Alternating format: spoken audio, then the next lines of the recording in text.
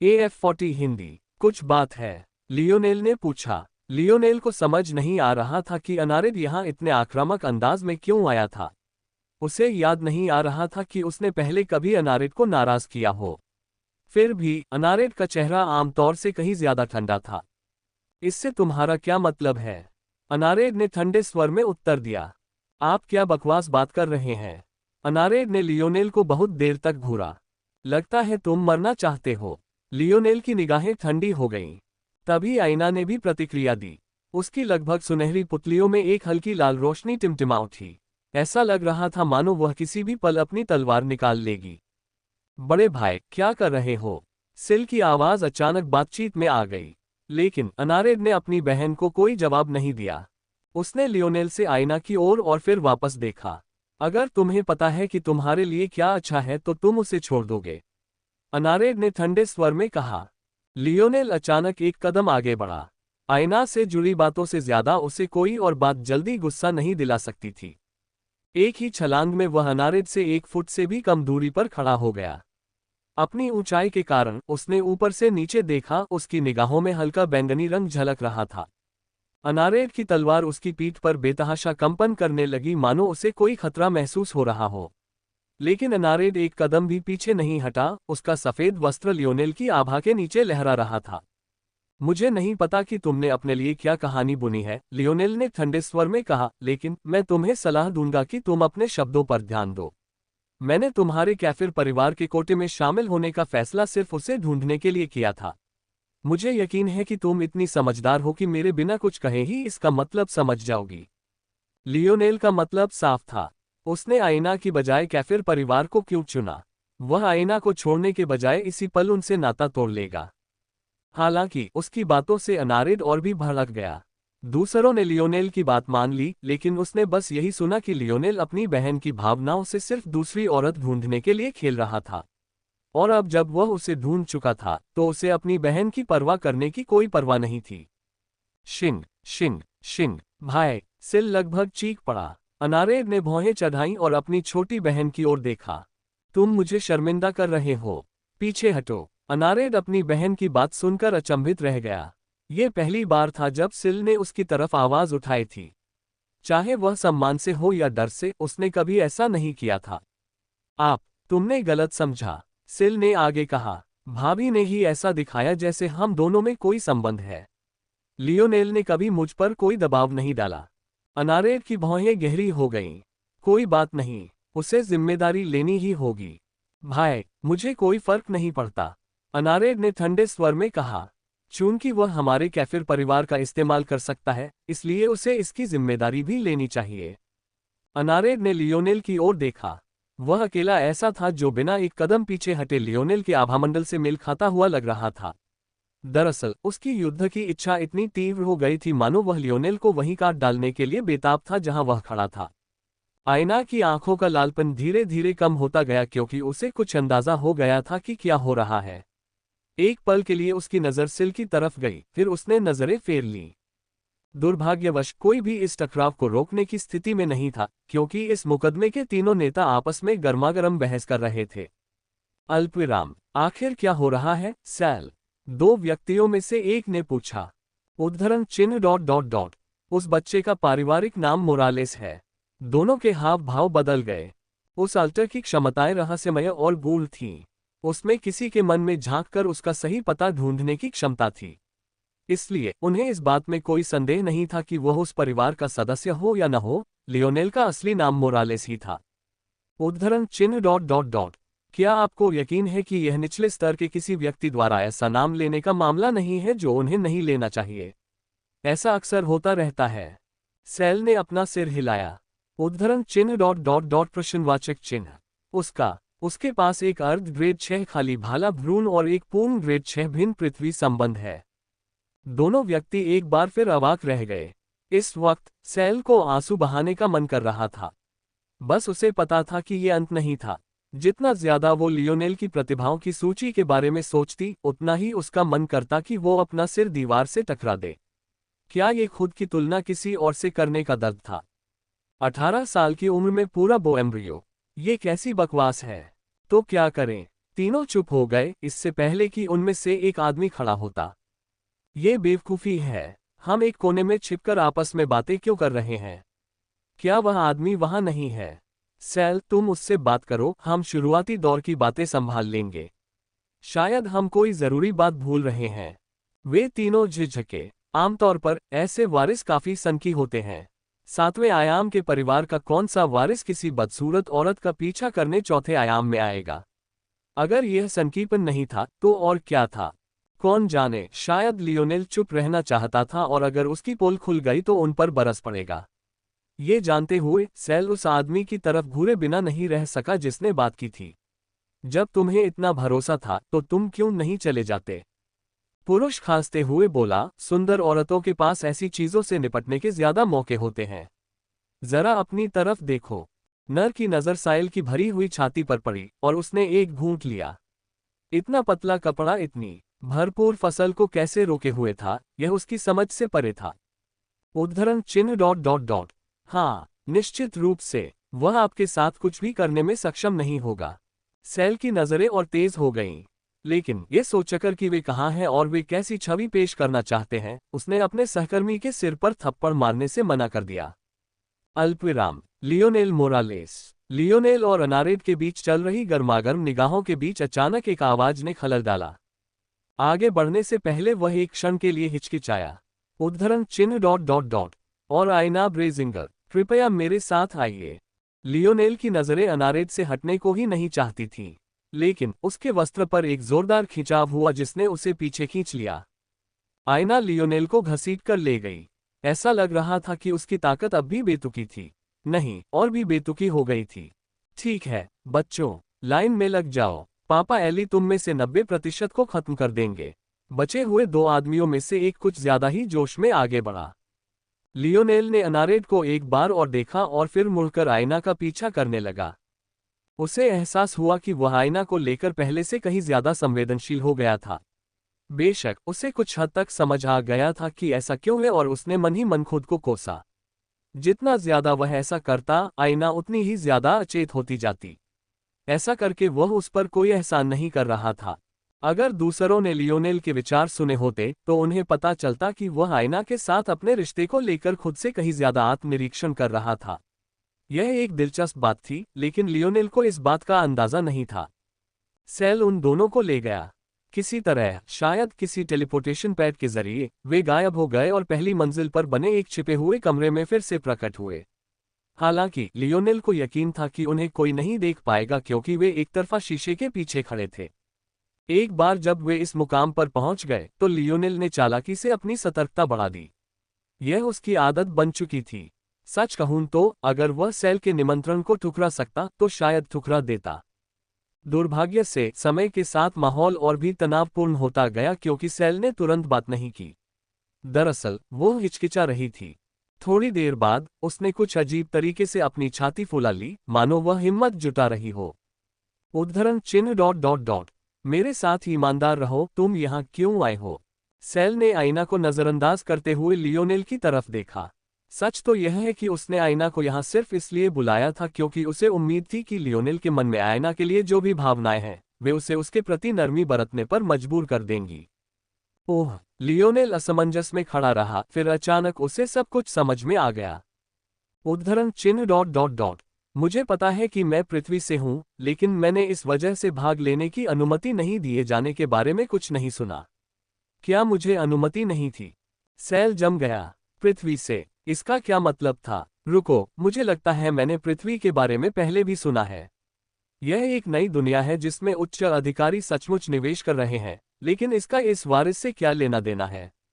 वह यहाँ कैसा खेल खेल रहा है? आईना किनारे खड़ी थी और सैल के जवाब में पूरी तरह डूबी हुई थी। आखिरकार वह भी पृथ्वी से ही थी। सच्चाई ये थी कि टैरन के लिए टिकट पाने का सबसे पहला कारण ये था कि उसने ब्रेव सिटी के बारे में सुना था। ये याद रखना जरूरी था कि लियोनेल टैरन में सिर्फ आईना की वजह से ही आता था। और लियोनेल ने आईना को टैरन सिर्फ इसलिए भेजा था क्योंकि उसके पास टिकट था। यदि वह ब्रेव सिटी के पीछे के संगठन में शामिल नहीं हो पाती तो उसे अपनी सारी योजनाएं बदलनी पड़ती। क्या तुम सचमुच हमारे साथ शामिल होना चाहते हो? सैल अवाक रह गया। लियोनेल ने भौहें चढ़ाईं। वह सचमुच समझ नहीं पा रहा था कि सेल क्या कहना चाह रहा था। सच तो यह है कि वह किसी भी संगठन में शामिल नहीं होना चाहता था। अब तक जितने भी संगठन मिले सबने उसे निराश किया था। इसके अलावा उसने कुछ महीने पहले ही ओल्ड हज का प्रस्ताव इस बहाने से ठुकरा दिया था कि वह किसी और की छत्रछाया में नहीं रहना चाहता। अगर इसके बाद वह इतनी जल्दी किसी और संगठन में शामिल हो जाता तो उसे थोड़ा बुरा लगता। ने कहा कि लियोनेल ने आईना की ओर देखा। क्या आप उनके साथ शामिल होना चाहते हैं? उन्होंने पूछा। आईना ने सिर हिलाने से पहले पलकें झपकाईं। लियोनेल मुस्कुराया, तो फिर मैं भी। उसका जवाब सरल था, लेकिन उसमें एक तीखापन भी था। ये साफ था कि वह ऐसा सिर्फ आईना के लिए कर रहा था, फिर भी ऐसा लग रहा था कि यह उसके इरादे को और भी मजबूत करने के लिए काफी था। ऐसा लग रहा था कि अगर सेल अब उसे ठुकराने की कोशिश भी करे तो वह उसके रास्ते में आने के लिए उससे जान तक लड़ा देगा। सेल एक क्षण के लिए स्तब्ध रह गई, फिर उसकी आंखें चमक उठीं। क्या यह उस बारे में हो सकता है? बेशक, मैं इसके बारे में कैसे नहीं सोच सकता। सेल ने नजरें फेर लीं और पागलों की तरह मन ही मन बुदबुदाने लगी। वह अपने ही ख्यालों में खोई हुई अपने लाल होठों को कुतर रही थी। अगर बात सच में उस बारे में है तो ये या तो एक बड़ा मौका हो सकता है या फिर एक बड़ी मुसीबत। मैं यह फैसला खुद नहीं ले सकता। भूल जाए, जब समय आएगा तो वैसे भी इससे मेरा कोई लेना देना नहीं होगा। बेहतर होगा कि मैं अभी कुछ फायदे उठा लूं और बाद में आने वाली मुसीबतों की चिंता करूं। सेल ने गहरी सांस ली। ठीक है, तुम दोनों यहां आओ। आईना और लियोनेल चौंक गए जब उन्होंने हवा में धातु के दो चमकते हुए टुकड़े देखे। जब उन्होंने उन्हें अपनी हथेलियों पर पलटा तो उन्होंने पाया कि ये धातु के टुकड़े असल में दो अंगूठियां थीं। लियोनेल ने असमंजस में नीचे देखा। स्थानिक वलय। यह क्या है? इन रिंग्स में वो सब कुछ है जो आपको आधिकारिक तौर पर हमारा सदस्य बनने के लिए चाहिए। हमारी वर्दी और आपके पहचान पत्र, सब कुछ इसमें मौजूद है। लेकिन मैं आपको बता दूं कि जब तक आप अपने टोकन लेकर हमारे मुख्यालय नहीं पहुंच जाते और ठीक से पंजीकृत नहीं हो जाते, तब तक वे खाली रहेंगे। इसलिए समय आने तक उन्हें सुरक्षित रखना सुनिश्चित करें। लियोनेल दंग रह गया। उसने अपनी इंद्रियों को रिंग में भेजा और जैसी की उम्मीद थी, उसे सेल की कही हर बात पता चल गई। वहां एक जोड़ी हरेम पैंट, एक कपड़ा था जिसके बारे में उसने सोचा कि वह बेल्ट के रूप में काम कर सकता है जो उन तीनों ने पहना था, तथा गले में पहनने के लिए एक भारी कपड़ा था जो उन तीनों के पहनावे की याद दिलाता था। फर्क सिर्फ इतना था कि उसे जो बेल्ट का कपड़ा मिला था उस पर उन तीनों वाली कढ़ाई नहीं थी। इसके अलावा उसकी गर्दन का पहनावा भी गहरे काले रंग का था जो लगभग बिना पॉलिश किए हुए लोहे जैसा लग रहा था। लेकिन क्या यह एक लंबी सुनवाई नहीं होनी चाहिए थी? उसे यह उम्मीद थी कि इस संगठन में आमंत्रण पाने के लिए उसे कई बार अपनी जान जोखिम में डालनी पड़ेगी। और यह सब इसलिए होगा कि कुछ महीनों में किसी न किसी कारण से वे उसे नाराज कर देंगे और अंततः उसे संगठन छोड़ने पर मजबूर कर देंगे। अब तक तो यही उसकी जिंदगी की कहानी थी, बस कुछ और कमाने के लिए संघर्ष करना। उन्होंने कभी भी यह उम्मीद नहीं की थी कि उन्हें अचानक वह सब कुछ मिल जाएगा जिसके लिए टेरन के सभी प्रतिभाशाली लोग जी जान से लड़ रहे थे। आखिर क्या चल रहा था? लियोनेल काफी देर तक अवाक रहा। आईना ने लियोनेल की तरफ देखने से पहले अपने हाथ में पहनी अंगूठी की तरफ देखा। हालांकि उसे अंदाजा था कि लियोनेल भी कितना हैरान है, उसे ये भी लगा कि इसका उससे ज्यादा उससे कोई लेना देना है। इससे उसे काफी उत्सुकता हुई। लेकिन जब उससे अचानक लियोनेल के पहले कहे गए शब्द याद आए तो वह शर्मा गई और दूसरी ओर देखने लगी, मानो वह ये स्वीकार करने को तैयार न हो कि वह पहले से ही उत्सुक थी। ओह ठीक है, मैं आखिरी बात बताना भी भूल गया। अंगूठी जीवन रक्षक खजाने के रूप में भी मांगी जाती है, लेकिन यह अभी सक्रिय नहीं होगी।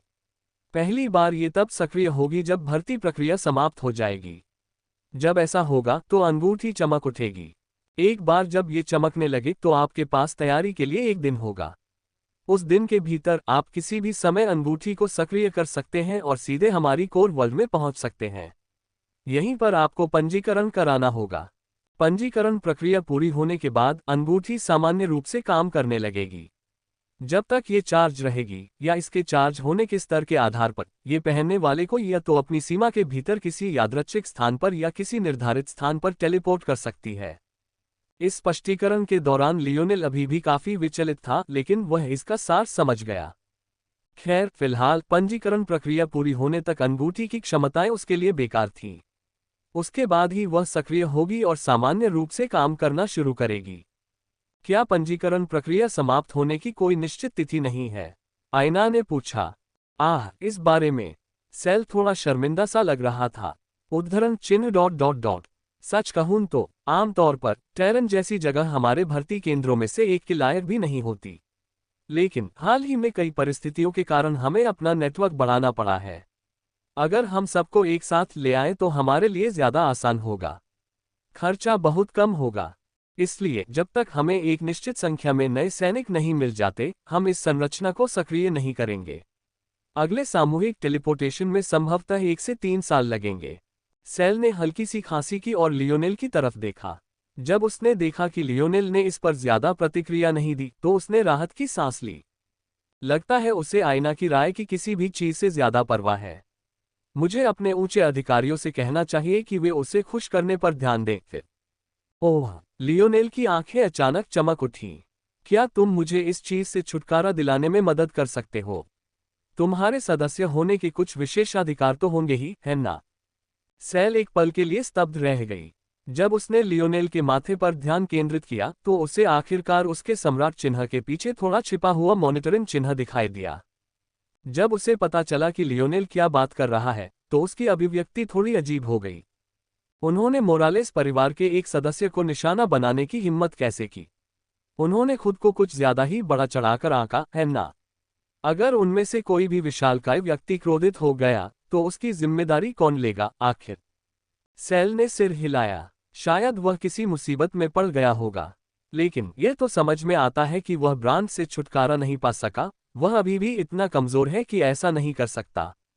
लियोनेल सही थे। ब्रेव सिटी के पीछे के संगठन के सदस्यों को भी बिना किसी ठोस कारण के इतनी आसानी से बदनाम नहीं किया जा सकता। मोरालेस परिवार के सदस्य की तो बात ही छोड़ दीजिए। लेकिन सेल को लगा कि लियोनेल खुद को छिपा रहा है, शायद आईना के सामने विनम्र दिखना चाहता है और अपनी हैसियत का दिखावा नहीं करना चाहता। इसलिए उसने बस सिर हिलाया और उसकी फोर्स बढ़ गई। खैर, चूंकि अब वह व्यावहारिक रूप से उनमें से एक था, इसलिए यह कोई समस्या नहीं होनी चाहिए। चूंकि उन्होंने शुरू से ही सिर्फ लियोनेल पर नजर रखी थी, इसलिए यह जिंदगी मौत का सवाल तो नहीं होना चाहिए। लियोनेल की पुतलियां सिकुड़ गईं जब उसने सेल की ताकत महसूस की। वह सचमुच कुछ देर के लिए स्तब्ध रह गया। पलक झपकते ही लियोनेल को लगा कि उसके चारों ओर की अदृश्य बेड़ियां टूट गई हैं। लियोनेल को अचानक बहुत हल्का और बेहतर महसूस हुआ, जैसा उसने बहुत समय बाद महसूस किया था। उसने गहरी सांस ली। उसे लगा जैसे आसपास की सारी शक्ति उसकी ओर उमड़ पड़ी हो और वह खिलखिलाकर मुस्कुराया। धन्यवाद। लियोनेल पर काफी समय से यह अंधेरा छाया हुआ था। अचानक उसे काफी आजादी का एहसास हुआ। आयना हैरान परेशान सी एक तरफ देख रही थी। उसे समझ नहीं आ रहा था कि मॉनिटरिंग ब्रांड का क्या मतलब है। उसे ये भी हैरानी हो रही थी कि लियोनेल उससे ज्यादा मुसीबत में कैसे फंस गया। आयना ने शहरों से निकलने के लिए सचमुच बहुत कत्लेआम मचाया था, पर उसे ऐसा कोई ब्रांड नहीं मिला। बस यही कहा जा सकता है कि लियोनेल वाकई बदकिस्मत था। लियोनेल खुशी से मुस्कुराया। मेरी बस एक और गुजारिश है, क्या तुम हमें चुपके से यहाँ से निकलने में मदद कर सकते हो? अल्पविराम। कुछ ही देर बाद लियोनेल और आयना ब्रेव सिटी से साथ साथ बाहर निकले। सभी लोग कार्यवाही पर इतने ध्यान केंद्रित कर रहे थे कि प्रारंभिक कार्यवाही समाप्त होने तक किसी को पता ही नहीं चला कि 2 प्रतिभागी गायब हो गए थे। लेकिन तब तक कई दिन बीत चुके होंगे। क्या रिंग के सक्रिय होने तक आपके पास कोई योजना है? लियोनेल ने आयना से पूछा। उसके चेहरे पर मुस्कान नहीं थी। आयना ने हल्के से सिर हिलाया। उसका मुख्य लक्ष्य इस संगठन में शामिल होना था। अब जब वह शामिल हो गई है तो उसने बस धैर्यपूर्वक प्रतीक्षा करने की योजना बनाई है। अगर वह टेरन में भी ऐसा करती तो भी कोई उसे परेशान नहीं करता। आखिरकार अब उन दोनों का रुतबा काफी ऊंचा था। मेरे साथ पृथ्वी पर लौट आओ। आयना के कदम एक पल के लिए रुक गए। उसका दिल थोड़ा हिचकिचा रहा था। न सिर्फ उसे पृथ्वी ज्यादा पसंद नहीं थी, बल्कि उसे ये भी समझ नहीं आ रहा था कि लियोनेल के इतने करीब आने पर उसे कैसा लगेगा, जबकि उसने अभी अभी उससे दूर रहने का फैसला किया था। हालांकि अब वह जानती थी कि लियोनेल अपनी स्थिति को संभाल सकता है और शायद उसकी पृष्ठभूमि इतनी सरल नहीं है, लेकिन ये कभी भी वह कारण नहीं था जिसके लिए उसने उन दोनों के बीच दीवार खड़ी करने की कोशिश की थी। लेकिन इससे पहले कि वह तार्किक प्रगति पर पहुंचती, उसने पाया कि उसका सिर अनायास ही हिल रहा था, और फिर उसने तुरंत अपना सिर हिलाना शुरू कर दिया। उद्धरण चिन्ह। मैं अभी चौथे आयाम में प्रवेश कर गया हूं। मैं सामान्य तरीके से पृथ्वी पर वापस नहीं लौट सकता। ये कहकर उसने राहत की सांस ली। हाँ, ये बहुत अच्छी वजह थी। ये सुनकर लियोनेल थोड़ा निराश हुआ। उसे रॉयल ब्लू फोर्ट से निपटने के लिए पृथ्वी पर लौटना था। वह बिना हस्तक्षेप किए चीजों को ऐसे ही चलने नहीं दे सकता था। उसे अभी भी चिंता थी कि उसके साथियों का क्या होगा। लियोनेल ने अपनी अंगूठी की ओर देखा और उसे अपनी उंगली में पहन लिया और बिना किसी उद्देश्य के आगे बढ़ने लगा। वह सिर्फ आईना के पीछे चलने के लिए अपने साथियों की जिंदगी की परवाह नहीं कर सकता था। उसे अपनी पहली प्राथमिकता देने की एक सीमा थी। अचानक लियोनेल ठिठक गया। उसने अपनी अंगूठी की तरफ देखा। उसे याद आया, जब उसने उसके अंदर देखा था तो उसकी जगह उसके स्थानिक कंगन से कहीं ज्यादा बड़ी थी। जब लियोनेल टेरन आए तो उन्होंने देखा कि उनके ब्रेसलेट में 2 घन मीटर जगह की बजाय 1 घन मीटर जगह रह गई है। लेकिन इस स्थानिक अंगूठी में 10 घन मीटर जगह थी। उद्धरण। खंडित घन को इसके अंदर फिट होने में सक्षम होना चाहिए, भले ही अंदर कोई इंसान हो। लियोनेल की आंखें चमक उठी और उसने अपना विचार आईना को समझाया। इसके बारे में क्या ख्याल है? लियोनेल ने आशा भरी नजरों से आईना की ओर देखा। लियोनेल की नजरों से आईना का दिल कांप उठा। न जाने क्यों वह ना नहीं कह पाए। दरअसल उसे अंदर से कुछ गर्माहट महसूस हो रही थी। एक ऐसा खजाना जिसमें एक इंसान भी रह सकता है। आखिर ये किस स्तर का राज था? लेकिन लियोनेल ने इसे जाहिर करने में जरा भी संकोच नहीं किया। जमीन की ओर देखते हुए उसने हल्के से सिर हिलाया। लियोनेल होश में होने के बावजूद लगभग उसे समझ नहीं आया। लेकिन जब उसने जो देखा था उसकी पुष्टि की तो उसके आधे चेहरे पर मुस्कान छा गई। ठीक है, चलो, हम उन्हें इस मुसीबत में डालने के लिए पैसे दे सकते हैं। तारांकन। लियोनेल को इस बात का कोई अंदाजा नहीं था कि जब वह सबसे अधिक खुश था, शील्ड क्रॉस स्टोर्स ने उसके माकन ब्रांड के गायब होने पर ध्यान दिया था। ये कैसे संभव है? फिन अचानक खड़ा हो गया, जिससे उसकी ऑफिस की मेज लगभग गिर गई। पिछले कई महीनों से वह और थॉर्न लियोनेल को किसी कोने में फंसाने का कोई रास्ता निकालने की कोशिश में दिमाग खपा रहे थे। हालांकि जितनी देर वे लियोनेल पर नजर रखते, यह मामला उतना ही पेचीदा होता जाता। किसी जादू से जिस शरणार्थी को उन्होंने चुना था वह अचानक कैफिर परिवार का जागीरदार बन गया और ब्रेव सिटी में भी घुस गया। हालांकि उनका संगठन ब्रेव सिटी के पीछे की शक्तियों से डरता नहीं था, लेकिन साइथ ने उनसे बातचीत के दौरान जो छिपा हुआ अर्थ बताया, उससे ये साफ हो गया था कि वे शील्ड क्रॉस टॉस की ताकत का इतनी बेबाकी से इस्तेमाल नहीं कर सकते। इसके अलावा यदि उन्हें इतनी स्वतंत्रता भी होती तो भी पहले चरण के दौरान ब्रेव सिटी में प्रवेश करने से टेरन की सभी शक्तियां क्रोधित हो जाती और दूसरे चरण के दौरान प्रवेश करना और भी असंभव हो जाता। जब उन्हें पता चला कि लियोनेल ने ऐसा किया है तो उन्होंने सोचा कि उनके पास एकमात्र विकल्प उसके जाने का इंतजार करना और फिर उसके लिए जाल बिछाना है। सच तो ये था कि उन्होंने लियोनेल को इस संगठन का सदस्य बनाए जाने की संभावना पर विचार ही नहीं किया था। आखिरकार टेरन के इतिहास में कोई भी अंतिम बाधा पार नहीं कर पाया था, और जिनके पास सबसे अच्छा मौका था वे सिल के बड़े भाई और अन्य वारिसों की तरह अपने दूसरे और अंतिम प्रयासों में थे। उन्होंने सोचा कि अगर लियोनेल प्रतिभाशाली भी है तो उसे कम से कम दूसरा प्रयास तो करना ही होगा। लेकिन उनके प्रभाव के चलते वह शायद इसे देखने तक जीवित भी नहीं रह पाएगा। दुर्भाग्य से जैसे ही उन्होंने इस कहानी के साथ खुद को शांत किया, लियोनेल का निगरानी ब्रांड गायब हो गया। कोई मेरे लिए जल्द से जल्द पता लगाए कि ब्रेव सिटी में क्या हुआ था, फिन चिल्लाया। साइथ की चेतावनी के कारण फिन और थॉर्न ने स्थिति के बहुत करीब जाने की हिम्मत नहीं की। नतीजतन उन्होंने तीसरे चरण की स्थिति पर व्यक्तिगत रूप से नजर रखने की भी हिम्मत नहीं की। स्थिति का जायजा लेने के लिए किसी को भेजना भी जोखिम भरा था, लेकिन इस समय उनके पास कोई विकल्प नहीं था। थॉर्न ने कमरे के उस पार से फिन की नजरों से नजरें मिलाईं। दोनों के चेहरे पर एक जटिल भाव था। उस ब्रांड से छुटकारा पाने के लिए कम से कम चौथे आयाम का कोई असाधारण रूप से शक्तिशाली व्यक्ति या पांचवें आयाम का कोई व्यक्ति तो कार्य करना ही था। टेरन पर ऐसा कोई भी शक्तिशाली व्यक्ति नहीं होना चाहिए था जो ये कार्य कर सके। अगर कोई था भी तो वे सभी पुराने एकांतवासी थे जो यूं ही बाहर नहीं जाते थे।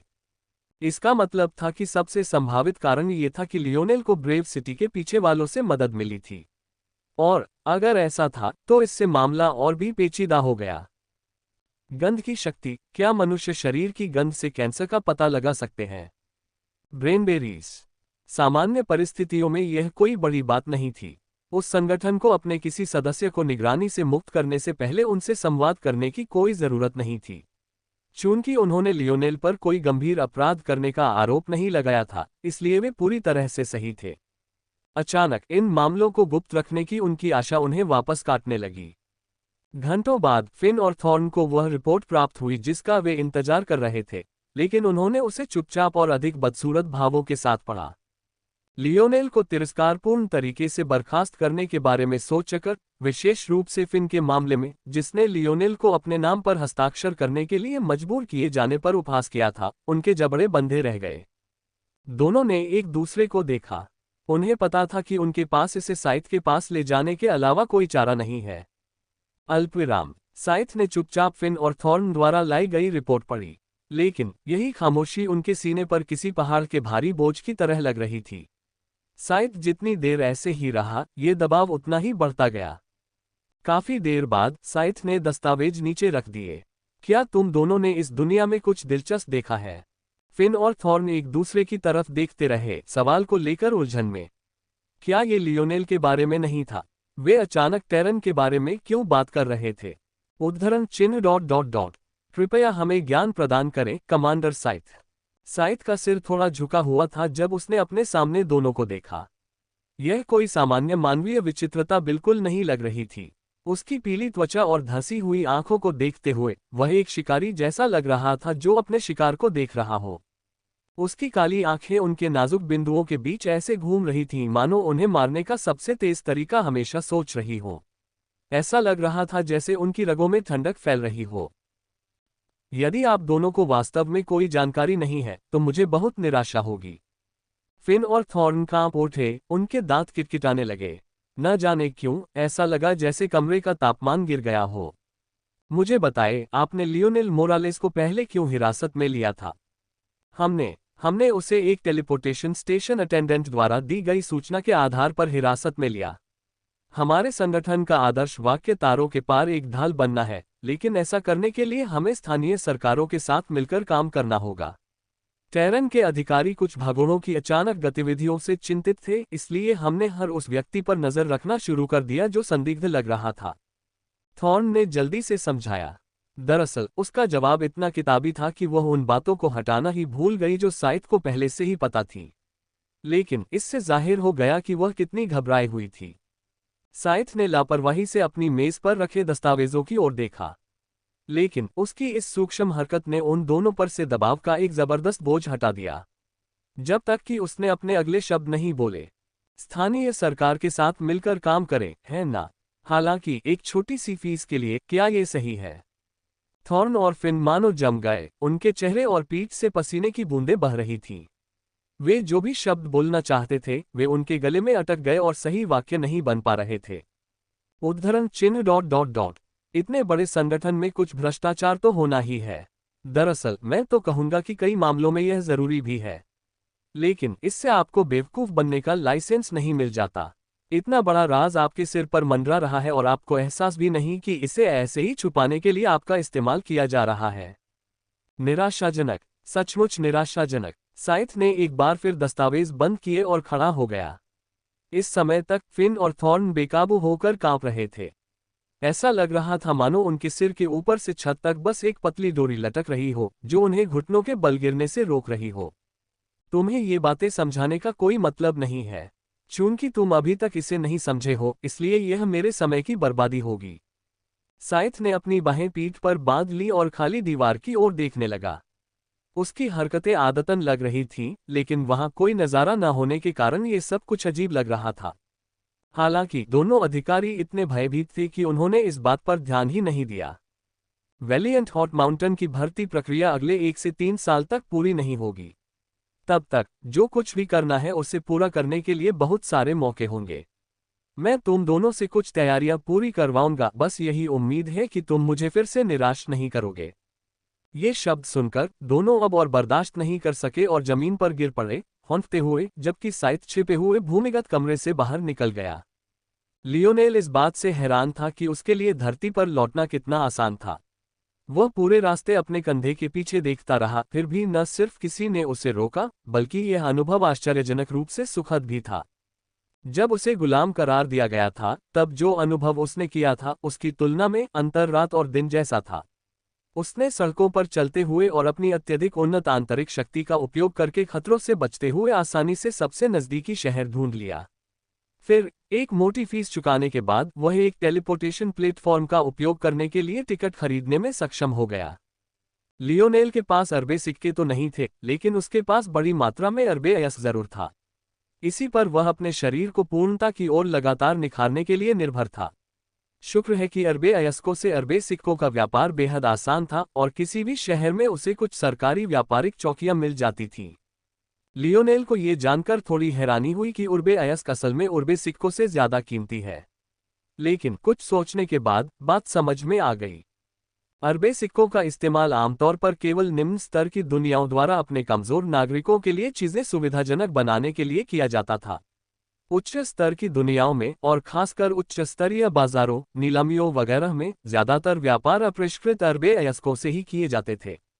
इन मामलों में अलग अलग सिक्कों के बजाय मूल्य वर्ग किलोग्राम में अरबे अयस्क के होते थे। शुक्र है, तीसरे और चौथे आयाम की दुनियाओं के हिसाब से लियोनेल को अर्धधनी माना जाता था। इसलिए पृथ्वी का एक टिकट खरीदना कोई समस्या नहीं थी और इससे उसकी आर्थिक स्थिति पर भी कोई खास असर नहीं पड़ा, बल्कि उसके धातु शरीर को निखारना अब तक का सबसे बड़ा खर्च था। लियोनेल के वर्तमान स्तर पर 10 किलोग्राम उर्बे एसेंस को अवशोषित करने से भी सुई अब मुश्किल से हिलती थी। ऐसा लग रहा था कि पूर्णता के स्तर तक पहुंचना उतना आसान नहीं था जितना उसने सोचा था। लियोनेल सोच रहा था कि क्या उसे कांस्य ग्रेड उर्बे अयस्क तक व्यापार करके अंतिम सफलता हासिल करनी चाहिए, लेकिन अंततः उसने ऐसा न करने का फैसला किया। उसकी लापरवाही इस साल एक बार उसे लगभग मार ही चुकी थी। वह भाग्य को उसे फिर से अगली दुनिया में ले जाने का मौका नहीं देना चाहता था। वैसे भी पिछली बार के तुरंत बाद तो नहीं। बेशक अगर लियोनेल के विचार दूसरों ने सुने होते तो वे उसे पागल समझते। अगर वह सचमुच सोचता कि उसने बस एक बार ही किस्मत आजमाई है, तो वह उससे भी ज्यादा पागल था जितना वह खुद जानता था।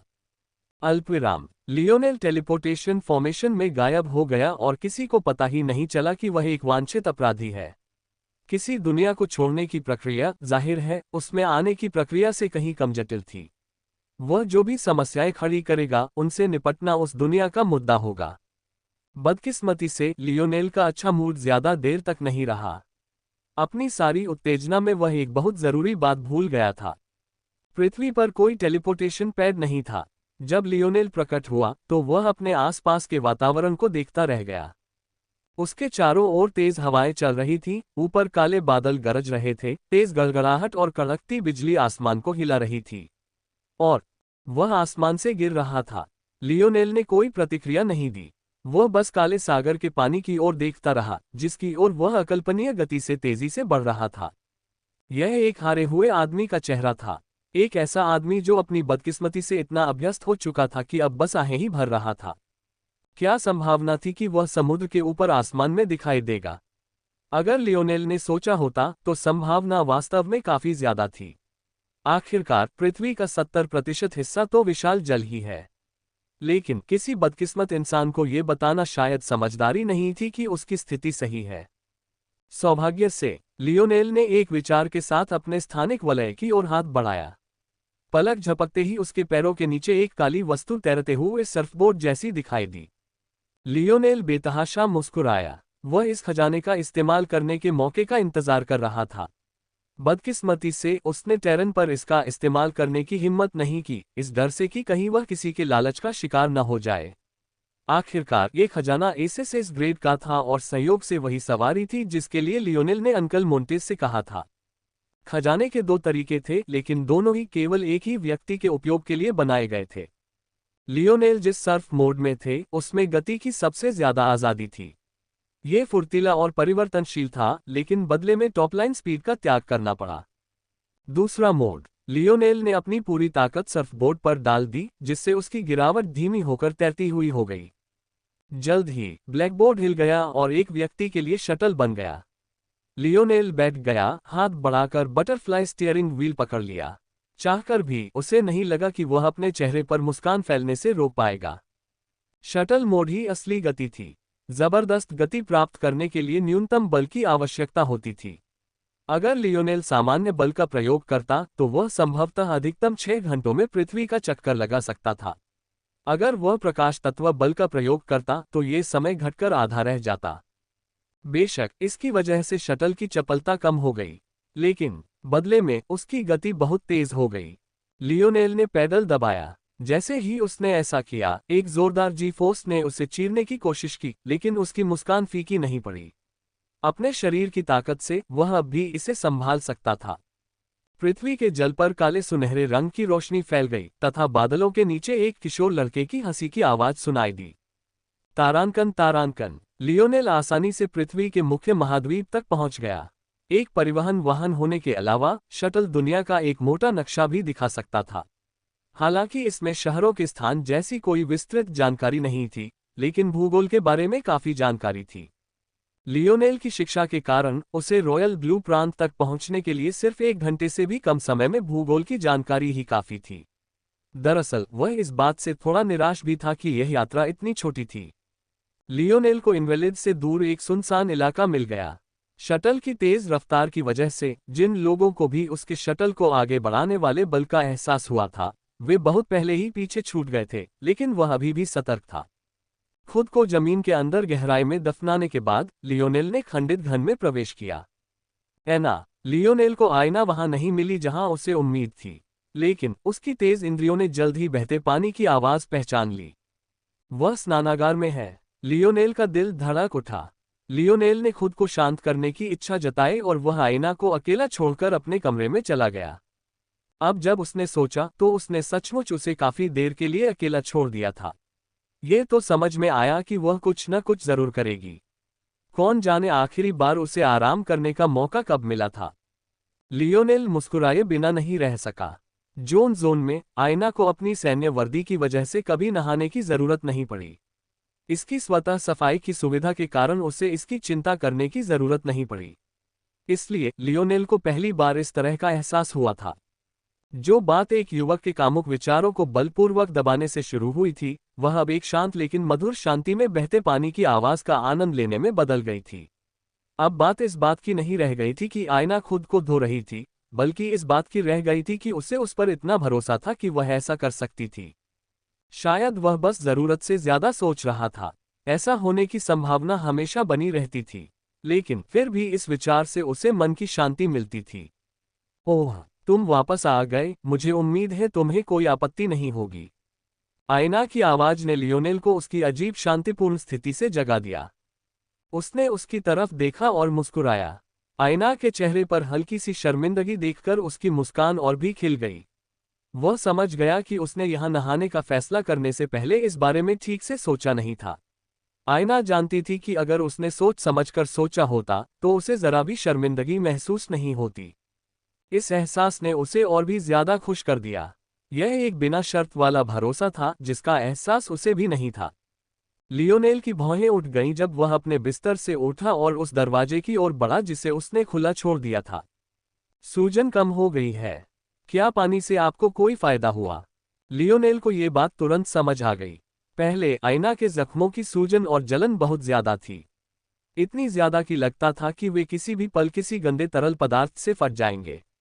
दरअसल इस वजह से वह उसके असली चेहरे के भाव भी मुश्किल से देख पा रहा था। लियोनेल को यह नहीं पता था कि ऐसा हमेशा तब होता था जब आईना अपने प्रशिक्षण में मदद के लिए श्राप के प्रभाव का इस्तेमाल करती थी। 5वें आयाम के एबिस पेंथर के रक्त का सेवन करने के बाद ये प्रभाव और भी बढ़ गया। आमतौर पर सूजन कम होने में महीनों लग जाते थे, लेकिन इस बार ऐसा लग रहा था कि यह बिल्कुल भी कम नहीं होना चाहती थी और उसे लगातार दर्द और खुजली की स्थिति में छोड़ गई। लेकिन हैरानी की बात यह है कि खंडित घन के निवास स्थान के शुद्धिकरण जल ने इस सूजन को लगभग तुरंत ही शांत कर दिया। स्माइलिंग फेस कैजुअल डेट बस एक क्लिक दूर है। आज ही साइन अप करें और अपने क्षेत्र की महिलाओं से मिलना शुरू करें। लियोनेल की नजरों से बचते हुए आईना ने अपना सिर नीचे कर लिया। लियोनेल को इस बात से जरा भी ऐतराज नहीं हुआ, बल्कि उसे तो इस बात की खुशी थी कि वह मदद कर सका। खंडित क्यूब का सारा पानी सफाई जल के रूप में निकलता है। आप जितना चाहें उतना ले सकते हैं, चाहे स्नान करें या पिए।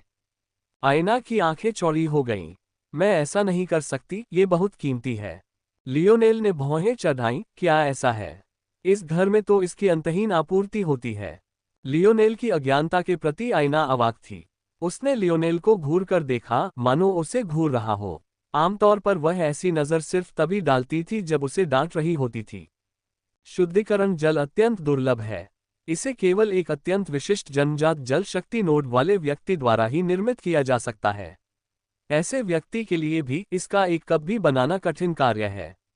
इसके अलावा इसे केवल 7 पवित्रताओं के मिलन पर ही प्राकृतिक रूप से निर्मित किया जा सकता है। लियोनेल ने पलकें झपकाईं, उसे समझ नहीं आया कि इसका क्या मतलब है, खासकर 7 पवित्रताओं वाले हिस्से का। उसे बस इतना पता था कि वह नहाने से लेकर दांत साफ करने और एक गिलास पानी पीने तक हर काम के लिए इसी पानी का इस्तेमाल करता है। वास्तव में, हालांकि उन्होंने स्पष्ट कारणों से इसकी जांच नहीं की, लेकिन उन्हें पूरा यकीन था कि उनके शौचालय का पानी भी इसी से बना है। लियोनेल ने हाथ हिलाया, कोई बात नहीं। सच में, जितना चाहो ले लो। मेरे होते हुए चुपचाप सहने की कोई जरूरत नहीं है। आईना की निगाहें एक क्षण के लिए कुछ खाली हो गईं, मानो वह ऐसे शब्द सुनकर चौंक गई हो। वह लियोनेल को घूरती रही और एक क्षण के लिए अपने विचारों में खो गई। लियोनेल ने उसकी नजरों से नजरें मिलाई, मानो वह अपनी आंखों के माध्यम से अपना मतलब और दृढ़ संकल्प व्यक्त करने की कोशिश कर रहा हो। सूजन कम होने के बाद लियोनेल को आईना के चेहरे की असली बनावट दिखाई देने लगी। उसने उस तस्वीर को अपने मन में बसा लिया, न सिर्फ इसलिए कि वह उसके रूप पर मोहित हो गया था, बल्कि इसलिए भी कि यह पहली बार था जब वह उसे असल में देख रहा था। ये वह महिला थी जिसके साथ उसने अपने पूरे पागलपन में जीवन बिताने की कसम खाई थी। शायद आज तक उसे इसका सही कारण पता नहीं चला, लेकिन क्या उन्होंने यह नहीं कहा था कि इस नई दुनिया में भविष्य अतीत को प्रभावित कर सकता है? लियोनेल को यह मानना पसंद था कि शायद वह उतना पागल नहीं था जितना कई लोग मानते थे, और उसके भविष्य के प्रति उसकी अटूट श्रद्धा ही उसे आज प्रेरित कर रही थी। हालांकि इससे लियोनेल को प्रेरणा ही मिली। उसे अंदर तक झकझोर देने वाली बात शायद ये थी कि उसकी वर्तमान भावनाओं का कारण कोई भावी प्रेम नहीं, बल्कि भविष्य का कोई पछतावा था। क्या होगा अगर भविष्य में वह आईना को खो दे? क्या होगा अगर चोट, गुस्सा और लाचारी की भावनाएं इतनी प्रबल हों कि वे वास्तविकता के पर्दे को भेद कर उसके युवा रूप में लौट आएं और उसे फिर से वही गलती न दोहराने के लिए प्रेरित करें? ये संभवतः पहली बार था जब लियोनेल ने इन बातों को स्वयं स्वीकार किया था, लेकिन कुछ ऐसा था जो उसे चीख चीख कर बता रहा था कि यह केवल प्रेम ही नहीं था जिसने उसे पागलपन के इस स्तर तक पहुंचाया। उन्होंने खुद पहले भी कहा था, नफरत ने प्यार से कहीं ज्यादा लोगों को प्रेरित किया, नकारात्मकता ने सकारात्मकता से कहीं ज्यादा भड़काया, और बुराई ने अच्छाई से कहीं ज्यादा फैलाया। लियोनेल को इस तरह महसूस करने के लिए वह जानता था कि यह प्यार का एक साधारण मामला नहीं था। लियोनेल ने अपना हाथ आईना के चेहरे की ओर बढ़ाया। इस हरकत से उसकी मूर्छा टूट गई। उसका शरीर अनायास ही कांप उठा, मानो एक कदम पीछे हटना चाहता हो, लेकिन किसी अजीब वजह से उसके पैर अपनी जगह पर ही जमे हुए लग रहे थे। लियोनेल के चेहरे पर एक उदास मुस्कान थी। उसमें एक ऐसा बोझ था जो उसकी उम्र से कहीं ज्यादा था, और एक ऐसी भावना जो उससे कहीं ज्यादा जटिल थी जितना वह महसूस करना चाहता था। ये देखकर आईना को लगा जैसे उसे भी एक बिल्कुल नई दुनिया में धकेल दिया गया हो, जिसके लिए वह भी बिल्कुल तैयार नहीं थी। लियोनेल का हाथ आईना के चेहरे से टकराया और उसके लहराते काले बालों को छू गया। दोनों के चारों ओर एक हल्की सी शक्ति का संचार हुआ, और आईना, जो लियोनेल की मुस्कुराहट में पूरी तरह खो गई थी, उसे इस बात का एहसास ही नहीं हुआ कि हवा अचानक से बहुत गर्म हो गई थी। पलक झपकते ही आईना के गीले बाल सूख गए और लियोनेल ने अपना हाथ पीछे खींच लिया। मैं नहीं चाहूंगा कि आपको सर्दी लग जाए, है ना? लियोनेल मुस्कुराया, उसकी सामान्य बचकानी नजर वापस आ गई। उसकी नजरों का जो भी भार पहले था वह गायब हो गया, जिससे आईना के घुटने कुछ कमजोर से लगने लगे। वह बेकाबू होकर आगे की ओर गिरी, लेकिन लियोनेल की चौड़ी छाती ने उसे रोक लिया। लियोनेल एक क्षण के लिए स्तब्ध रह गया, लेकिन उसने उसे भागने नहीं दिया जैसा वह चाहती थी। उसकी बाहें उसकी पीठ के चारों ओर लिपटी हुई थीं, उसके छोटे शरीर को ढांक रही थीं। आईना बहुत देर तक ठिठकी रही, लेकिन आखिरकार उसके नन्हे हाथों ने लियोनेल की कमीज के किनारों को पकड़ लिया। खंडित घन पर एक शांतिपूर्ण मौन छा गया। जैसे जैसे बादल गड़गड़ाते रहे और पृथ्वी और भी अधिक अस्त व्यस्त होती गई, दोनों बेखबर प्रतीत हुए। लियोनेल अपनी हंसी रोक नहीं पाया जब उसने आईना को डरी हुई खरगोश की तरह भागते देखा। अपने चुने हुए कमरे में गायब होने के कुछ देर बाद भी वह उसके शरीर की कोमलता को महसूस कर सकता था। बंद दरवाजे के पीछे आईना जमीन पर गिर पड़ी, उसका चेहरा चुकंदर की तरह लाल हो गया था। उसका दिल तेजी से धड़क रहा था और पूरी तरह से उसके नियंत्रण से बाहर था। उसकी सांसें कुछ अनियमित और बेचैन लग रही थीं। पिछली बार जब वह लियोनेल के साथ इतनी अंतरंग हुई थी, तो उसकी टांगें उड़ गई थीं। इसलिए ये कहना सही होगा कि वह इस बारे में ज्यादा नहीं सोच रही थी कि उसे कितना शर्मिंदा होना चाहिए था या नहीं। लेकिन इस बार कमरे में कोई बड़ी मुसीबत नहीं थी। यह उसके लिए सहन करना लगभग असंभव था। काफी देर बाद आईना का दिल आखिरकार शांत हुआ। विडंबना ये थी कि ऐसा इसलिए हुआ क्योंकि वह पानी की वही हिलती हुई आवाजें सुन पा रही थी जो कुछ पल पहले लियोनेल ने सुनी थी। उन्हें सुनकर ही उसे भी वही शांति महसूस हुई जो लियोनेल को हुई थी। आईना ने अपना हाथ अपनी सैन्य जेब की ओर बढ़ाया और एक टूटा हुआ कंगन निकाला। ये बहुत मजेदार था। उसके पास जितने भी खजाने थे उन्हें देखते हुए एक साधारण सी ग्रेड रक्षात्मक खजाना व्यावहारिक रूप से बेकार कचरा था। लेकिन अपनी कुल्हाड़ी के अलावा यही एक ऐसी चीज थी जिसे वह उस समय घायल अवस्था में थामे रह पाई थी। वह कंगन को देखती रही जब तक कि अचानक बहते पानी के रुकने से उसकी नींद नहीं खुल गई। उसने जल्दी से उसे रख दिया, उसकी आंखों का धुंधलापन दूर हो गया। तभी उसके दरवाजे पर दस्तक हुई। हैरानी की बात नहीं कि लियोनेल ही था। शुरुआत में एबोट सेटिंग में वही अकेला था, लेकिन आईना को उम्मीद नहीं थी कि दरवाजा खोलते ही एक काला धब्बा अचानक उस पर टूट पड़ेगा। उसकी पहली इच्छा अपनी कुल्हाड़ी उठाने की हुई, लेकिन उसे तुरंत एहसास हुआ कि उसने उसे अपनी पीठ से उतार दिया है। वह इस जगह पर सुरक्षित महसूस कर रही थी, इसलिए उसे लगातार सतर्क रहने की जरूरत नहीं थी। कुछ ही देर बाद उसे एहसास हुआ कि अगर उसकी कुल्हाड़ी उसकी पीठ पर होती तो भी वह समय पर उस तक नहीं पहुंच पाती। ये काला धब्बा बहुत तेज था। एक जोरदार झटका आईना की छाती से टकराया जिससे वह एक कदम पीछे हट गई। लेकिन जब उसने नीचे देखा तो उसे एक प्यारा सा मिंक अपने छोटे छोटे पंजों से उसकी अनगिनत जेबों में से कुछ को पकड़ता हुआ दिखाई दिया। छोटा ब्लैक स्टार लियोनेल के साथ अपने रिश्ते के जरिए आईना के साथ एक परिचित आत्मीयता महसूस कर रहा था और उसके साथ एक खेल साथी जैसा व्यवहार भी कर रहा था। दुर्भाग्य से हालांकि आईना शारीरिक रूप से लियोनेल से ज्यादा मजबूत थी, लेकिन उसके शरीर की सुरक्षा प्रणाली कहीं कमजोर थी। इसलिए लियोनेल को एक चंचल धक्का देने से आईना की सांस लगभग रुक गई। छोटा ब्लैक स्टार, लियोनेल ने डांटा। वह उस छोटे मिंक के बारे में ज्यादा कुछ नहीं कर सकता था। वह छोटा सा जीव बस बहुत तेज था। ब्लैक स्टार का लियोनेल के साथ अपने पालतू जानवर जैसा व्यवहार करना भी मददगार नहीं था, न कि उसके पालतू जानवर जैसा। इससे लियोनेल खुद को कुछ हद तक असहाय महसूस कर रहा था। आईना ने गहरी सांस ली और फिर नन्हे मिंक की तरफ देखा। उसके चेहरे पर हल्की सी मुस्कान तैर गई और उसने धीरे से अपना हाथ आगे बढ़ाकर ब्लैक स्टार के नन्हे से सिर पर थपथपाया। ये तुम्हारा जानवर साथी है? ऐना ने पूछा। हम, लियोनेल ने सिर हिलाया। छोटा सा लड़का काफी ताकतवर है पर बहुत ज्यादा शरारती है। मुझे लगा था कि वो ज्यादा समझदार हो रहा है क्योंकि हाल ही में वो ज्यादा झपकी लेने लगा है, लेकिन अब वो अपनी पुरानी हरकतों पर वापस आ गया है। आईना ने उत्सुकता से पलकें झपकाईं और उस प्यारे से छोटे मिंक को अपनी बाहों में समेट लिया। ब्लैक स्टार को तुरंत एहसास हो गया कि लियोनेल की गर्दन और सिर के ऊपर की तुलना में आईना की छाती ज्यादा आरामदायक जगह थी। कुछ ही देर में उस छोटे से मिंक ने वापस लौटने का कोई इरादा नहीं दिखाया। आपने उससे अनुबंध कैसे किया? अच्छा, लियोनेल ने कुछ अजीब तरह से अपना सिर खुजलाया। थोड़ी हिचकिचाहट के बाद आखिरकार उसने सच बता दिया। पच्चू। आईना अपनी हंसी रोक नहीं सकी। उसकी हल्की हंसी लियोनेल के कान के पर्दों में गुदगुदी पैदा कर रही थी। अरे अरे, क्या इतना हंसने की जरूरत है? हमारा रिश्ता बराबरी का है, लियोनेल ने चुनौती भरे स्वर में कहा। हम। आईना ने सिर हिलाया लेकिन छोटे मिंक के साथ खेलना जारी रखा। उसके चेहरे पर एक खुशी भरी मुस्कान थी। ये दृश्य देखकर लियोनेल की आह निकल गई।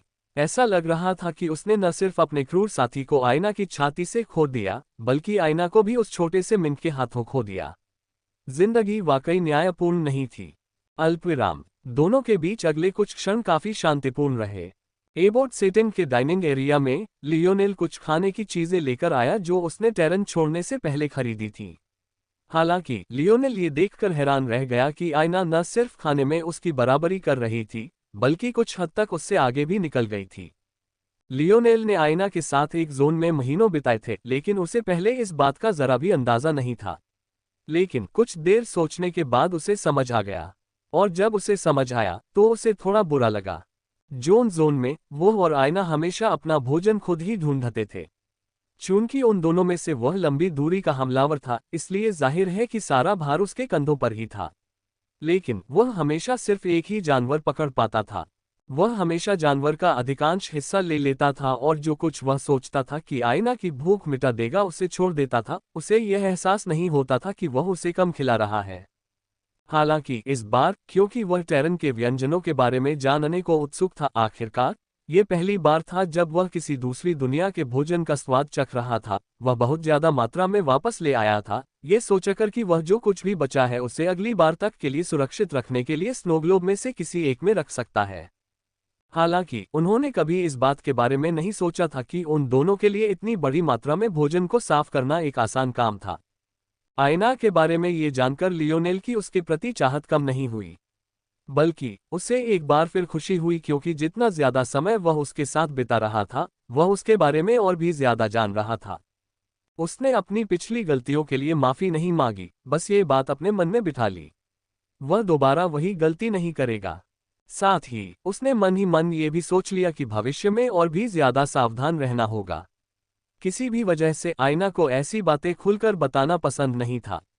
इस खूबसूरती को समझना अब उसी पर निर्भर था। आयना ने अपनी आंखों में एक प्यारी और मासूमियत भरी नजर से ऊपर देखा, लेकिन उसके हाथ में पकड़े हुए विशाल जानवर के पैर के सामने लियोनेल उस मनमोहक छवि को देखकर मुस्कुराए बिना नहीं रह सका। यद्यपि जानवर का पैर आयना के आधे शरीर से बड़ा था, लियोनेल को यकीन था कि आयना को उसे साफ करने में अधिकतम आधा घंटा ही लगेगा। लियोनेल ने अपना सिर हिलाया। हमें किले के बारे में और उस तक कैसे पहुंचा जाए, इस बारे में बात करनी चाहिए, लियोनेल ने कहा। आयना बीच में ही रुक गई। सच तो ये था कि वह भी रॉयल ब्लू फोर्ट को गिराना चाहती थी, उसके भी दोस्त थे, लेकिन उन्हें आम नागरिकों का भी ख्याल रखना था। अगर हालात पिछली बार की तरह बिगड़े तो वे फायदे से ज्यादा नुकसान करेंगे। तो इस बार उन्हें क्या करना चाहिए? रॉयल ब्लू फोर्ट की स्थिति लियोनेल की जानकारी से कहीं अधिक जटिल थी। सच तो यह है कि ऐसी कई बातें थीं जिनके बारे में लियोनेल ने तब तक पूरी तरह नहीं सोचा था जब तक उसने आयना से बातचीत नहीं की थी। एक तो वह वास्तव में किस उद्देश्य को पूरा करने का प्रयास कर रहा था। रॉयल ब्लू फोर्ट के खिलाफ कार्रवाई, चाहे वह जूनियर गवर्नर ड्यूक को मारने के लिए ही क्यों न हो, किसी युद्ध से कम नहीं थी। इस बिंदु पर लियोनेल सचमुच खुद को साम्राज्य का आजीवन दुश्मन घोषित कर रहा था, चाहे कोई इसे किसी भी नजरिए से देखे। इसके अलावा जूनियर गवर्नर ड्यूक की हत्या के बाद आगे क्या होगा? पीछे छूटे लोगों का नेतृत्व कौन करेगा? अगर वे लियोनेल का साथ देने का फैसला करते तो क्या साम्राज्य उन सभी के साथ विद्रोही जैसा व्यवहार करता? क्या लियोनेल उनका नेतृत्व करना भी चाहता था? ऐसा नहीं था कि लियोनेल इन बातों के बारे में सोचने के लिए इतना नासमझ था, बल्कि वह अभी भी बहुत नासमझ था। उसे आयना को नुकसान पहुंचाने और खुद को नीचा दिखाने के लिए जूनियर गवर्नर ड्यूक से बदला लेने की ज्यादा चिंता थी, बजाय इसके कि बदले की क्या परिणति होगी। यही असली वजह थी कि आयना शुरू में लियोनेल की योजनाओं को लेकर उतनी उत्साहित नहीं थी। उसने शुरू में लियोनेल के सुझावों को भी ठुकरा दिया था, लेकिन किसी वजह से आखिरकार जब लियोनेल ने सेगमेंटेड क्यूब योजना का जिक्र किया तो वह ना कहने का साहस नहीं जुटा पाए। फिर भी उसके पास लियोनेल के सपनों पर पानी फेरने के अलावा कोई विकल्प नहीं था। लियोनेल से कुछ बातें करने के बाद उन्होंने एक योजना तय की। सबसे पहले वे स्थिति का जायजा लेंगे। उनकी क्षमताओं के साथ दूर से किले का निरीक्षण करना कोई समस्या नहीं होगी। यहां तक कि जूनियर गवर्नर ड्यूक की मायावी क्षमता से सुरक्षित शहर के केंद्र में घुसना भी कोई समस्या नहीं होगी। अगर उन्हें पता चलता कि उनके दोस्त और उनके परिवार मुश्किल में हैं, तो वे स्नोग्लोब का इस्तेमाल करके उन्हें शहर से बाहर ले जाते और फिर उन्हें किसी नए प्रांत के किसी दूसरे किले में ले जाते। योजना का यह आखिरी हिस्सा थोड़ा मुश्किल था। आखिरकार साम्राज्य के सख्त निगरानी मानक थे, लेकिन उनके पास इसके लिए एक बेहतरीन बहाना भी था। हमें असेंशन साम्राज्य के स्वायत्ता के अधिकार संशोधन को याद रखना होगा। जब तक उनके पास कानून तोड़ने का कोई ठोस बहाना होगा, वे सही ही होंगे। किसी के किले से भागने के लिए इससे बेहतर कोई बहाना नहीं हो सकता कि उसके जूनियर गवर्नर ड्यूक ने अपने ही नागरिकों पर बमबारी की। बेशक लियोनेल ने किसी न किसी तरह जूनियर गवर्नर ड्यूक को मारने की योजना बनाई थी। अगर वह मर भी जाता तो भी वहां कई और रईस जिम्मेदारी लेने के लिए मौजूद थे। बस वह अपने दोस्तों को फंसाने से बचने के लिए अपनी हरकतों को छुपाए रखना चाहता था। इस ज्यादा सोची समझी योजना के साथ आयना और लियोनेल रॉयल ब्लू फोर्ट की ओर चल पड़े। हालांकि वहां पहुंचने पर उन्हें जो नजारा देखने को मिला उसकी उन्हें उम्मीद नहीं थी। अल्पविराम। कैमलॉट के आकाश में दिखाई देने के बाद से पृथ्वी की जलवायु पर भारी असर पड़ा है। ध्रुव उलट गए हैं, चुंबकीय क्षेत्र गड़बड़ा गया है और पृथ्वी का एक भी इंच शांत नहीं बचा है। आम लोगों को तो पता नहीं था कि क्या हो रहा है, लेकिन उच्च अधिकारीगण अचानक दूसरे चंद्रमा के प्रकट होने से आश्चर्यचकित हो गए। बदकिस्मती से एकमात्र व्यक्ति जिसे ठीक ठीक पता था कि क्या हो रहा है, लियोनेल ने इस मामले से अपना पल्ला झाड़ लिया था। खुशकिस्मती से स्लेयर लीजन और अदुर्ना परिवार अभी भी मौजूद थे, जिन्हें इस बात का अंदाजा था कि क्या हो रहा है।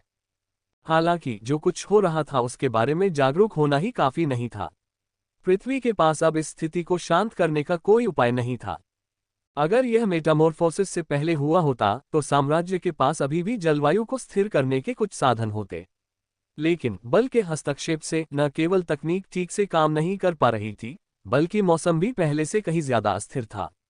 रॉयल ब्लू प्रांत भूमध्य रेखा के पास एक तटीय महाद्वीप था, इसलिए यहाँ साल भर उष्णकटिबंधीय मौसम रहता था। लेकिन अब ये कई फीट बर्फ के नीचे दबा हुआ था। हालांकि हड्डियां कंपाने वाली ठंड नहीं थी, फिर भी इसने हालात और भी बदतर बना दिए। बर्फ लगभग आधी पानी और आधी बर्फ के मिश्रण के रूप में गिर रही थी, जिससे सफेद वर्षा की परतें काफी मोटी हो गई थीं। इसके अलावा जहां बर्फ ज्यादा नहीं थी, वहां असाधारण रूप से फिसलन भरी थी। बर्फ की चादरें हर जगह जमी हुई थीं। यहां तक कि किले की ऊंची दीवारें भी बर्फ की लगातार मोटी होती परत से ढकी हुई थीं। अचानक हुए परिवर्तनों से पूरी तरह अचंभित होकर रॉयल ब्लू फोर्ट में हलचल मच गई। अच्छी खबर ये थी कि कई महीनों तक इन हालातों से जूझने के बाद फोर्ट आखिरकार इस स्थिति से निपटने के तरीके खोजने में कामयाब हो गया था। हालांकि बुरी खबर ये थी कि उनकी समस्याएं यहीं खत्म नहीं हुई। ये याद रखना जरूरी था कि कैमलॉट का प्रकट होना सिर्फ जलवायु परिवर्तन का मामला नहीं था। सबसे महत्वपूर्ण बात यह थी कि चौथे आयाम की ओर पृथ्वी का मार्ग कई गुना तेज हो गया था। सच तो यह था कि पृथ्वी पहले ही काफी जोन पार कर चुकी थी। लियोनेल जानता था कि पृथ्वी की प्रगति जरूर शानदार होगी, क्योंकि उसे एसएस ग्रेड जोन पार करने वाला पहला व्यक्ति होने का सामान्य इनाम नहीं मिला था। इसका मतलब था कि उससे पहले किसी और ने सफलता हासिल की होगी। यह एक बहुत बड़ी बात होनी चाहिए थी, लेकिन दो कारणों से ऐसा नहीं हो सका। पहला ये कि साम्राज्य ने अभी तक अपनी ताकत को मजबूत करना पूरा नहीं किया था, और दूसरा ये कि विकलांगों और जानवरों की गतिविधियां भी आसमान छू रही थीं। जब आयना और लियोनेल को रॉयल ब्लू फोर्ट का निरीक्षण करने के लिए एक ढही हुई इमारत मिली, तो वे उसके चारों ओर विकलांगों की भीड़ को देखकर हैरान रह गए। वह क्या ये संभव है? लियोनेल की आंखें चौड़ी हो गईं। भीड़ के बीच से लियोनेल ने कई एसएस ग्रेड और एसएसएस ग्रेड इनवैलिड को चुना। उनमें से हर एक में इतनी ताकत थी कि कैमलॉट जोन में प्रवेश करने से पहले वह उसका मुकाबला करने की उम्मीद भी नहीं कर सकता था। ऐसी भीड़ का सामना करते हुए उसके पास पीछे मुड़कर जितनी जल्दी हो सके भाग जाने के अलावा कोई विकल्प नहीं होता। उनसे लड़ने के लिए रॉयल ब्लू किला अपनी ऊंची स्टील की दीवारों और बमों की अंतहीन बौछार का इस्तेमाल कर रहा था। अगर पृथ्वी की तकनीक न होती तो किला बहुत पहले ही तबाह हो चुका होता। लेकिन लियोनेल को सबसे ज्यादा हैरानी इस बात से नहीं हुई। उद्धरण चिन्ह ... यह एक वेरिएंट अमान्य है, आयना ने धीरे से कहा। दूर लियोनेल ने एक सफेद कपड़े पहने हुए विकलांग व्यक्ति को देखा। उसकी त्वचा बर्फ की तरह सफेद थी, बाल हड्डियों की तरह सफेद, और उसके वस्त्र बादलों की तरह सफेद। उसके शरीर पर बस एक चीज जो बिल्कुल सफेद नहीं थी, वह थी उसकी चुभती हुई नीली पुतलियां। लियोनेल चौंक गया। उसे पता था कि सभी विकलांगों की पुतली सफेद होती है, लेकिन यह लियोनेल के मन की गहराइयों से यादों का सैलाब उमड़ पड़ा। वेरिएंट इनवैलिड्स, ये वे इनवैलिड्स थे जो अपनी बुद्धि वापस पाने में कामयाब रहे। हालांकि चूंकि उनका जागरण बहुत मुश्किल था, इसलिए वे अपने मानव समकक्षों की तुलना में कहीं ज्यादा शक्तिशाली थे। और शायद उनकी क्षमताओं का सबसे चौंकाने वाला हिस्सा ये था कि वे अन्य विकलांगों का नेतृत्व कर सकते थे। लियोनेल अपने विचारों में इतना खोया हुआ था कि उसने यह नहीं देखा कि आयना का जबड़ा कस गया था और उसके छोटे छोटे हाथ हल्के हल्के कांप रहे थे। इस वेरिएंट इनवैलिड पर उसकी प्रतिक्रिया कुछ ज्यादा ही तीखी लग रही थी। शायद सिर्फ वही लोग जानते होंगे जो उस माउंटेन सैंड्स रेंज की किंवदंतियों को जानते होंगे जहां से वह बचकर आई थी। लियोनेल ने भौहें चढ़ाईं, उसकी नजर आईना पर पड़ी। उसकी अजीब प्रतिक्रिया देखकर उसका दिल बैठ गया। कोई सोचता कि उसकी प्रतिक्रिया उसकी अपनी थी। हालांकि लियोनेल के लिए आईना की खुशी लगभग खुद से जुड़ी हुई थी। ऐना। लियोनेल की आवाज सुनकर ऐना अपने विचारों से बाहर आ गई। क्या गलत? आईना ने सिर हिलाया और चुप हो गई। उसका शरीर सामान्य हो गया। छोटा मिंक उसके और करीब आ गया, उसका छोटा सा चेहरा आईना के चेहरे से रगड़ खा रहा था। सच तो यह है कि लियोनेल ने आईना की अजीबोगरीब प्रतिक्रियाओं पर ध्यान ही नहीं दिया। अगर उस छोटी सी मिंक के साथ उसका रिश्ता न होता तो शायद वह इसे पूरी तरह से नजरअंदाज कर देता। इस सब की विडंबना उसे समझ आ गई, खासकर जब उसने कहा कि वह उस पर ज्यादा ध्यान देगा। लियोनेल की भौहें गहरी हो गईं। उसकी नजर आईना से हटकर वेरिएंट इनवैलिड पर गई और फिर वापस। क्या ये वही चीज है? लेकिन आईना को इससे पहले नहीं मिलना चाहिए था। ये कहा जा सकता है कि मायान जोन में बिताए समय को छोड़कर लियोनेल ने अपना लगभग सारा समय पृथ्वी पर ही बिताया था जब से इनवैलिड्स आईना के साथ प्रकट हुए थे। इसके अलावा जब वह मायान जोन में था, आईना या तो बेहोश थी या अपने जोन में थी। चूंकि इनवैलिड जोन के भीतर नहीं दिखाई देते थे, कम से कम लियोनेल की वर्तमान समझ के साथ यह असंभव था कि आईना इस वेरिएंट इनवैलिड से मिली हो। बेशक ये सब इस अनुमान के आधार पर निकाला गया था कि मेटामॉर्फोसिस के आने से पहले पृथ्वी पर कोई इनवैलिड्स नहीं थे। लियोनेल को लगा कि यह एक सही अनुमान था, भले ही आईना पृथ्वी के एक गुप्त परिवार से आए हो। विकलांग लोग बस ऐसे इंसान थे जो अपनी क्षमताओं को जागृत करने में नाकाम रहे और इस तरह अपनी चेतना खो बैठे। वेरिएंट विकलांग लोग बस ऐसे विकलांग थे जो अपनी चेतना को पुनः जागृत करने में कामयाब रहे। लेकिन तब तक वे अपने पहले वाले रूप में नहीं रह गए थे। जब तक। क्या आईना इस इनवैलिड को तब से जानती है जब यह एक इंसान था? लियोनेल ने थोड़ा मुंह बनाया, क्योंकि वह देख सकता था कि उसकी त्वचा के अजीब रंग के बावजूद ये वेरिएंट इनवैलिड काफी सुंदर युवक था। लियोनेल ने सिर हिलाया। यह ऐसी बातें सोचने का समय नहीं था। उसने आईना की तरफ देखा। क्या तुम यहां से निकलकर किसी और दिन आना चाहती हो? युद्ध के प्रवाह को देखते हुए मुझे शक है कि यह अशक्त सेना इस लहर के दौरान दीवारों को तोड़ पाएगी। उन्हें शायद 2-3 और कोशिशें करनी पड़ेंगी। आईना ने लियोनेल की तरफ देखा। उसे अंदाजा हो गया था कि लियोनेल को उसकी प्रतिक्रिया में कुछ गड़बड़ लग गई थी और वह उस पर से दबाव कम करना चाहता था। लेकिन नहीं। आईना की आवाज कुछ ठंडी सी निकली। दरअसल उसके व्यवहार ने लियोनेल को कुछ चौंका दिया। ऐसा लग रहा था जैसे उसने उसे गुस्सा दिलाने के लिए कुछ कहा हो। आईना ने लियोनेल की आश्चर्यचकित निगाहों से नजरें हटा लीं और आगे कुछ नहीं कहा। जब वह दूसरी ओर मुंह करके बैठी थी तो छोटे मिंक ने उसके कंधे के ऊपर से झांका और अपनी छोटी गुलाबी जीभ लियोनेल की ओर निकाली। उद्धरण अल्पविराम उद्धरण। इस बार लियोनेल सचमुच असमंजस में था। तारांकन तारांकन, माइल्स लेउन। उसका जीवन परिपूर्ण होना चाहिए था। वह पृथ्वी के कुछ सबसे शक्तिशाली परिवारों में से एक का उत्तराधिकारी था। उसके पिता ने उसे पहले ही जूनियर गवर्नर ड्यूक की उपाधि दे दी थी। उसने एक एस ग्रेड क्षमता जागृत की थी जिससे उसे जन्मजात प्रतिष्ठा के अलावा शक्ति और बल भी प्राप्त हुआ था। हालांकि कई महीने पहले की उस घटना के बाद से सब कुछ खराब होता जा रहा था। उसे उम्मीद थी कि अपने पिता को ये मामले बताने पर उसे लियोनेल को ढूंढने और इस सब का अंत करने के लिए जरूरी संसाधन मिल जाएंगे। लेकिन न सिर्फ उसे अपेक्षित समर्थन नहीं मिला, बल्कि प्रांत में उसकी शक्ति पहले से भी ज्यादा सीमित कर दी गई। अब हालात ऐसे थे कि सचिव मार्क्विसेट मैया प्रांत की प्रभावी नेता थी, भले ही वह कभी आसपास ही न दिखती थी। इसके बावजूद वह किसी तरह सब कुछ नियंत्रित करने में कामयाब रही और सत्ता वापस पाने के लिए उनके द्वारा की जाने वाली छोटी मोटी चालों को भी उन्होंने एक सहज विचार से नाकाम कर दिया। माइल्स को यकीन ही नहीं हो रहा था कि उसके पिता ने अपने उत्तराधिकारी को छोड़कर एक बूढ़ी औरत को चुना था जो जवान सुंदरी का वेश धारण किए हुए थी। शायद इस सब में सबसे बुरी बात यह थी कि उसे धीरे धीरे बहिष्कृत किया जा रहा था। अपने ही नागरिकों पर बमबारी करने के मामले में किसी बलि का बकरा सामने लाना जरूरी था। माइल्स ये बात समझता था, बस उसने कभी सोचा नहीं था कि बलि का बकरा असल में खुद ही होगा।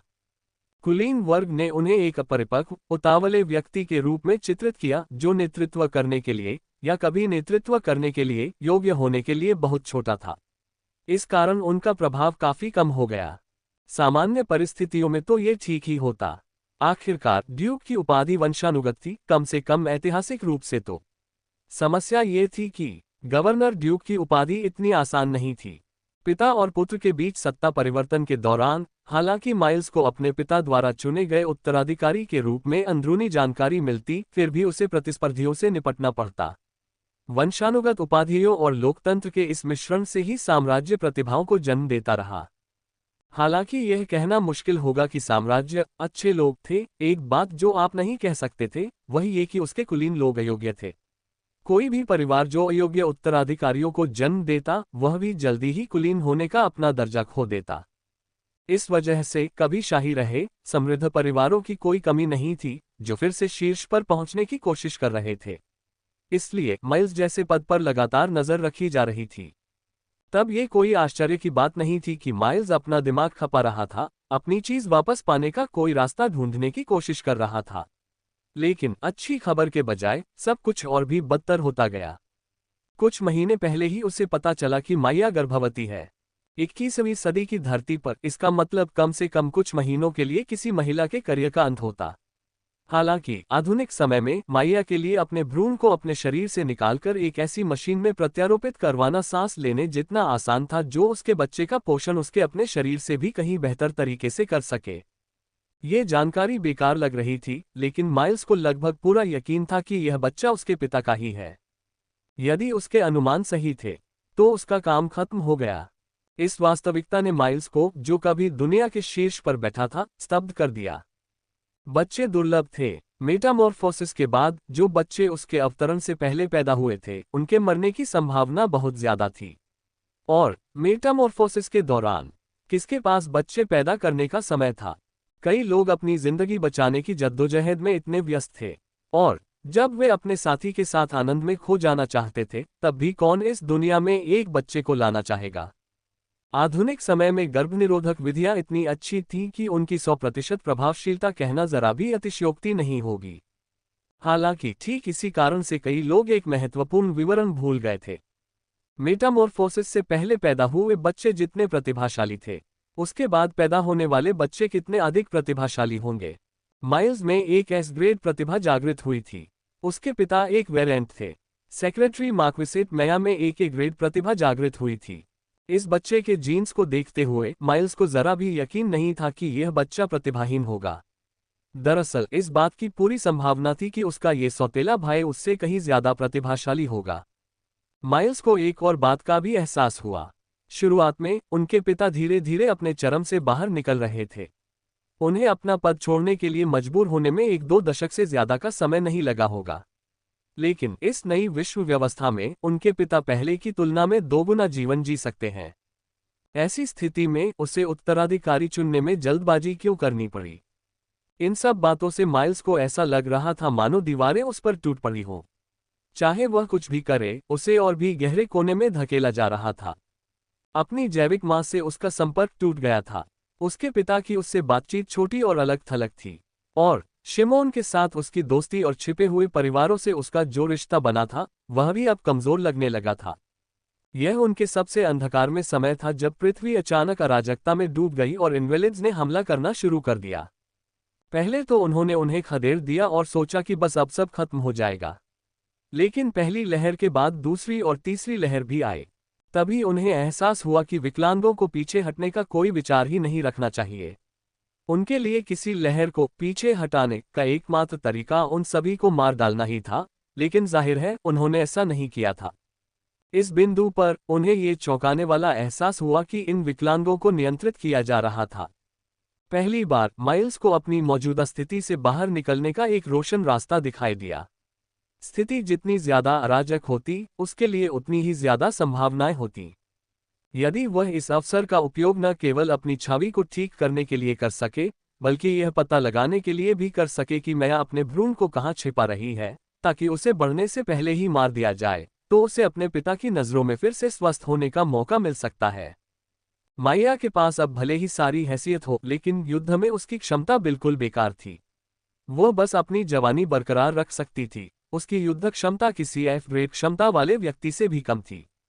इस तरह की परिस्थितियां माइल्स के लिए नियंत्रण हासिल करने का एकदम सही समय थी। लेकिन उसे एक मौके की जरूरत थी।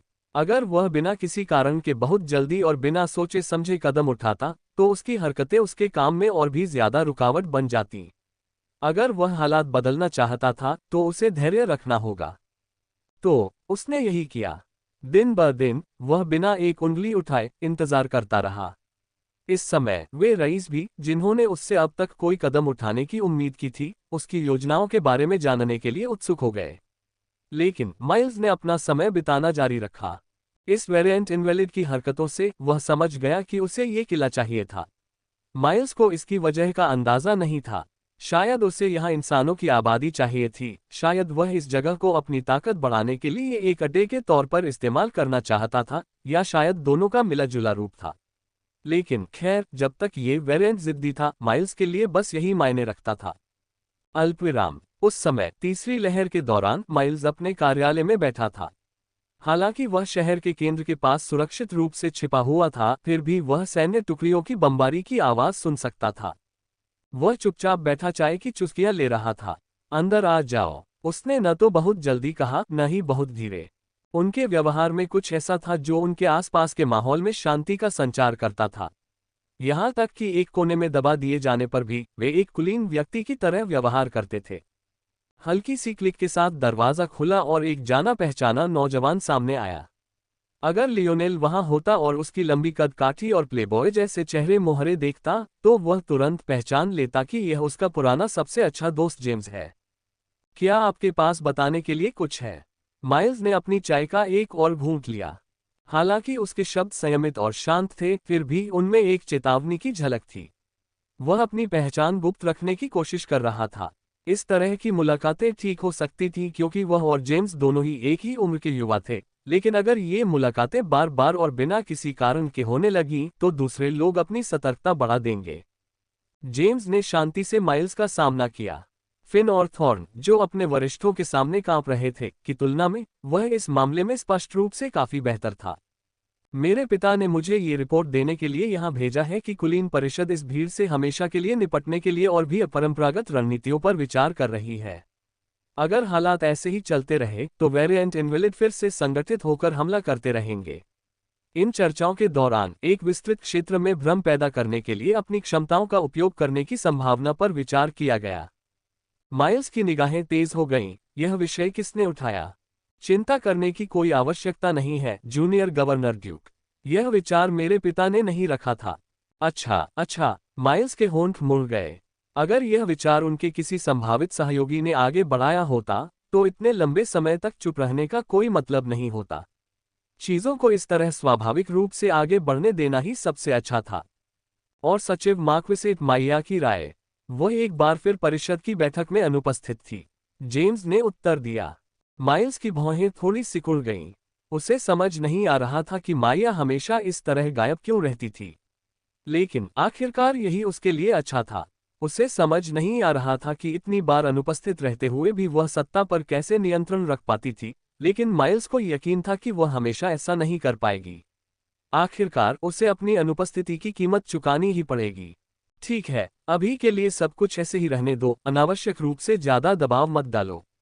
तुम जा सकते हो। जेम्स ने सिर हिलाया और जाने के लिए मुड़ा। रुको, माइल्स ने अचानक पुकारा। कॉनराड सिगफ्राइड का मामला। जेम्स स्तब्ध रह गया, लेकिन उसने कोई जवाब नहीं दिया। वह माइल्स की बात सुनने के लिए इंतजार कर रहा था। अगर लियोनेल वहां होता तो वह इस नाम को तुरंत पहचान लेता। कॉनराड, ये वही आदमी था जिसने जेम्स को खिड़की से लगभग गिरा दिया था, और वही आदमी था जिसे लियोनेल के ठीक पहले आयना ने अपने हाथों मार डाला था। हमने उस निकम्मे आदमी को सिगफ्राइड परिवार से निकालने की बहुत कोशिश की, लेकिन आखिरकार उसकी मौत हो गई। माइल्स ने साफ साफ कहा। पहले इसका कोई खास मतलब नहीं था। व्हाइट एंजल प्रांत के गवर्नर ड्यूक परिवार के साथ गठबंधन करना एक फायदे की बात हो सकती थी, लेकिन जरूरी नहीं। लेकिन अब यह पहले से कहीं ज्यादा जरूरी है। अभी तक सिगफ्रीड परिवार को यह नहीं पता कि उनके बेटे की मौत कैसे हुई, है ना? माइल्स ने धीरे से पूछा। जेम्स ने अपना सिर हिलाया।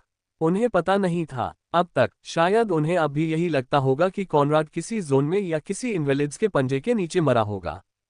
लेकिन इससे पता चलता है कि उन्हें अपने बेटे की कितनी कम परवाह थी। ये जानते हुए भी कि काया पलट होने वाला है, उन्होंने उसे राष्ट्रीय चैंपियनशिप में खेलने से भी नहीं रोका। तुमने कहा था कि उसे उस आयना लड़की ने मारा था जिसे शिमुन लेने आया था, है ना? माइल्स के चेहरे पर मुस्कान आ गई। ब्रेजिंगर परिवार उसे छोड़ना चाहता था, है ना? चूंकि ऐसा था इसलिए उसने एक अच्छा सा जाल बुना। इतने शक्तिशाली परिवार के लिए ऐसी बात उन्हें असुविधा पहुंचाने के लिए शायद ही काफी होगी। सामान्य समय में तो यही सही है। माइल्स को कुछ बातें पता थीं जो सिमोन के साथ अपने रिश्ते की वजह से कई लोगों को नहीं पता थीं। वह इन बातों का अपने फायदे के लिए इस्तेमाल कर सकता है। जेम्स ने इस बार कुछ ज्यादा ही सख्ती से सिर हिलाया और फिर से जाने के लिए मुड़ा। इस बार माइल्स ने उसे नहीं रोका।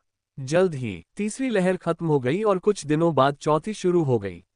कोई विकल्प न होने पर कुलीनों की परिषद ने माइल्स को आगे बुलाया। जूनियर गवर्नर ड्यूक ने अपना खोया हुआ दर्जा पुनः प्राप्त करने की